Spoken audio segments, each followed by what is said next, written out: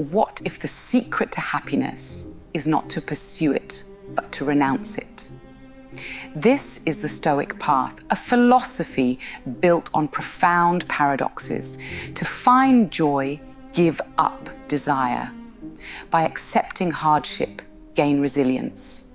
Through contemplating mortality, appreciate life.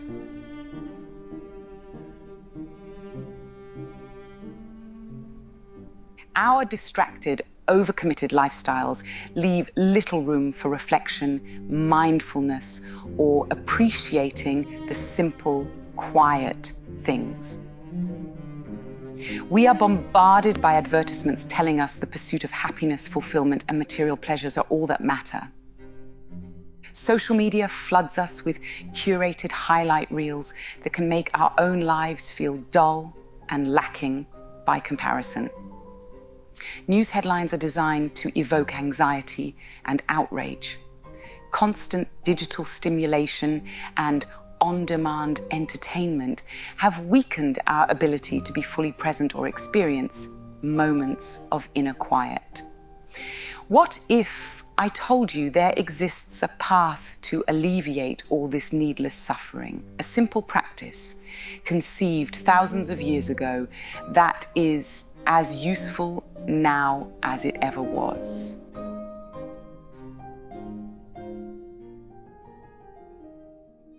Stoicism was founded in Athens in the early 3rd century BCE by Zeno of Citium, a merchant with bad luck. When a shipwreck took all his wealth to the bottom of the sea, he traveled to Athens, the home of Greek philosophy, to discover a method to deal with his crummy life. Instead, Zeno developed his own philosophical system, Stoicism. He lectured in the streets of Athens, quickly becoming very popular, and Stoicism spread throughout the ancient world. Famous Stoics include Marcus Aurelius, a somewhat morose emperor, Seneca, a playwright and a tutor to a deranged emperor, Epictetus, a former slave with a voice like an auctioneer, and Cicero, a speaker and politician, who had by all accounts remarkable hair. Though centuries divide us, Stoicism's insights prove just as useful for our frantic modern existence as for the ancients. Stoicism is a complex field of thought. For the purposes of our exploration, we will break it down into 3 straightforward practices.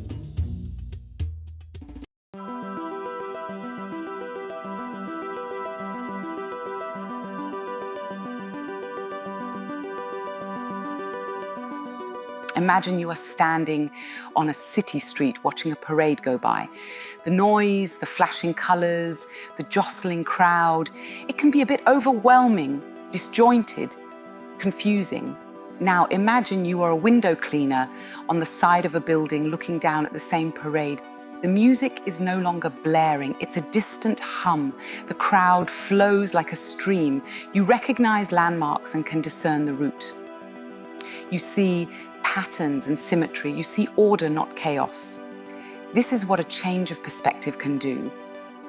Stoics believed that our perspective is not determined by external factors, but by our own judgments and interpretations. They taught that it is not events themselves that disturb us, but rather our opinions about those events. Stoics believe that perspective is a matter of choice. We can choose to see things as they are without adding our own judgments and opinions. We can choose to focus on what we can control rather than what we can't.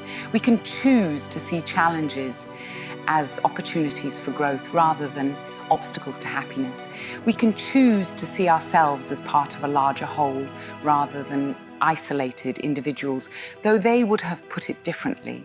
Stoics sought to rewire their brain's reaction to conflict by approaching every instance of it as an opportunity to broaden their perspective, believing that through practice, our own concerns would become smaller and less significant the wider our perspective becomes.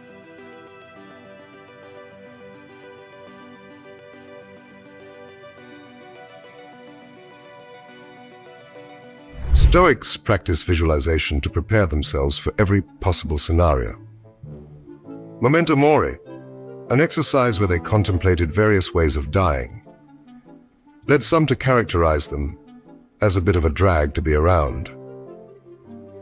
Zeno himself died from a gangrenous broken toe sustained after a night of heavy drinking. I wonder if he visualized that.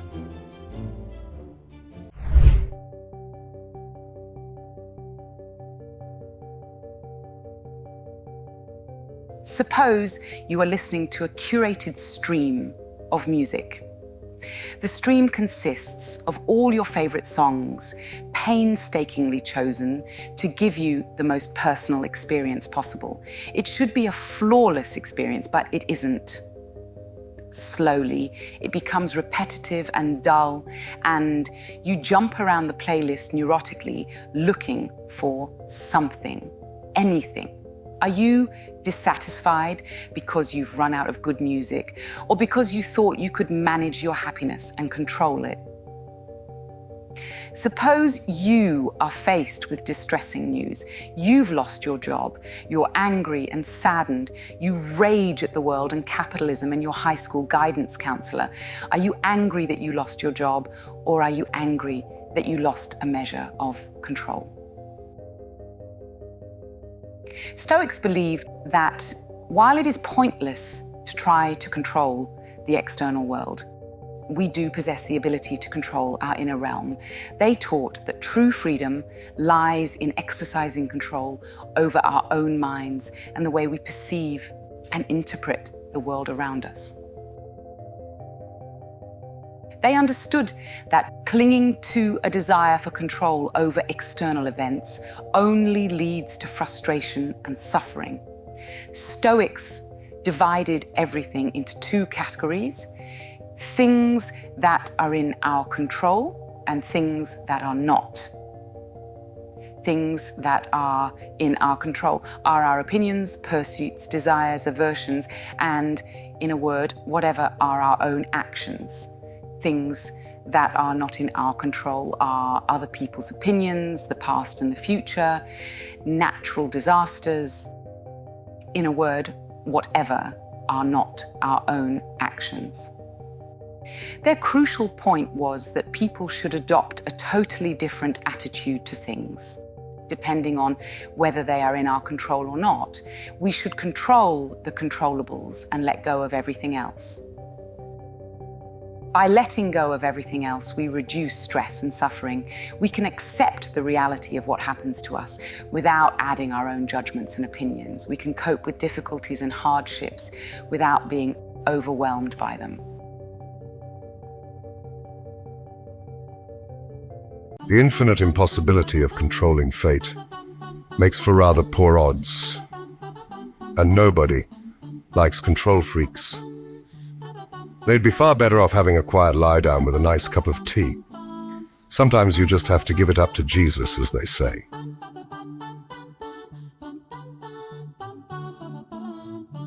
The Stoics regarded virtue as a real, definable thing compared to modern contextual, preference-based views of what constitutes virtuous behavior. They viewed virtue as a guide to making good choices and living a fulfilling and meaningful life, a guide that was available to anyone regardless of their circumstances. Importantly, the Stoics considered virtue the only source of true happiness, and a crucial and rigorous spiritual practice. The Stoics defined virtue as living in agreement with nature, both cosmic and human. Cosmic nature is the rational order and harmony of the universe, which is governed by the divine will of the gods. Human nature is the rational and social faculty that distinguishes us from other animals. They identified 4 cardinal virtues that form the foundation of ethical excellence: wisdom, justice, courage, and self-discipline. Wisdom is the virtue that encompasses reason, insight, and understanding. It is the ability to discern what is truly good and morally right and to apply that knowledge in our thoughts and actions.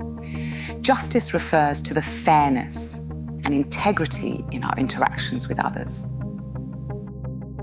Stoics viewed justice as a moral compass, guiding us to embody honesty, integrity, and fairness to nurture trust and understanding. They emphasized recognizing our interconnectedness within the human community and prioritizing fairness and righteousness in our actions. Courage is the virtue of facing challenges, adversity, and fear with strength and resilience. Stoics understood that courage is not the absence of fear, but rather the ability to act virtuously despite fear. They encouraged individuals to cultivate courage by embracing discomfort, accepting the uncertainties of life, and standing up for what is morally right. Self-discipline is the virtue of self-control and moderation. Stoics recognize the importance of restraining our desires, impulses, and emotions. They believed that by cultivating self-discipline, we free ourselves from the tyranny of passions and live a life guided by reason and virtue. They believed self-discipline must be practiced like training a muscle. The more it is exercised, the stronger it will become.